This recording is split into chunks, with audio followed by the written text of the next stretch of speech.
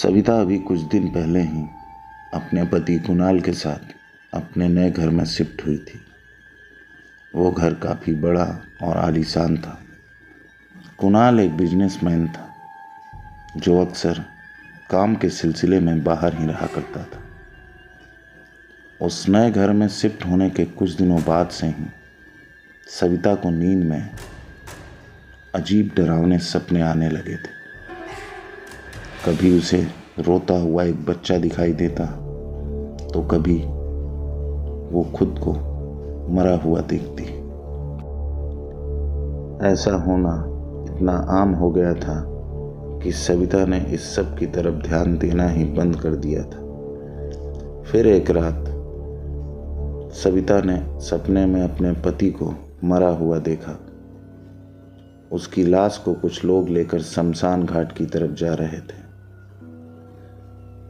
उसने पहली बार अपने पति कुणाल को अपने डरावने ख्वाब के बारे में बताया, मगर कुणाल ने उसके किसी भी बात को सीरियसली नहीं लिया।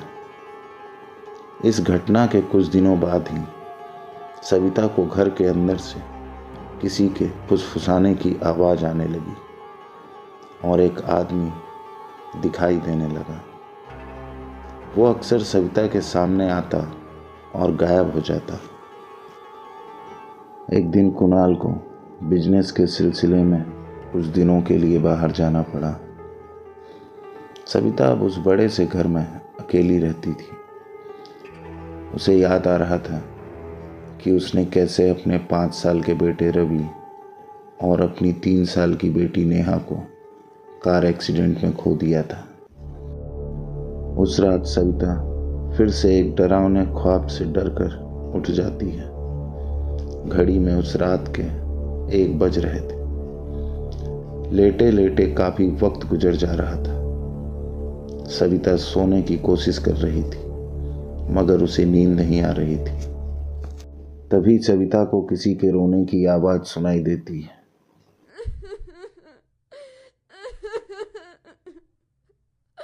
वह ध्यान लगाकर उस आवाज को सुनने की कोशिश करती है। उसे याद आता है कि यह तो वही आवाज है जो उसे अक्सर ख्वाब में सुनाई देती है। सविता अपने बिस्तर से उठी और उस आवाज की तरफ आगे बढ़ने लगी। वो खामोशी के साथ उस आवाज को सुनने की कोशिश करती है। थोड़ी ही देर में उसे ये एहसास हो जाता है कि वो आवाज घर के अंदर से नहीं बल्कि बाहर गार्डन से आ रही है। तभी वो खिड़की से बाहर गार्डन की तरफ देखने लगती है मगर वहां उसे कोई नजर नहीं आता। सविता खिड़की को बंद करके वापस अपने कमरे में आकर बिस्तर पर लेट जाती है।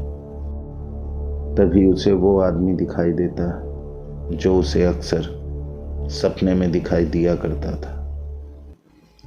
इस बार वो समझ जाती है कि ये सिर्फ उसके मन का वहम नहीं है बल्कि इस घर में कुछ तो अजीब है। सविता डरते हुए अपने पति कुणाल को कॉल करती है और सारी बात बताती है और उसे जल्द घर वापस आने को कहती है।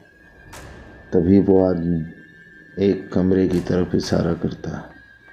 वो घर का स्टोर रूम था जहां घर का बहुत सारा सामान रखा हुआ था। वो धीरे से उस कमरे के दरवाज़ा खोलती है।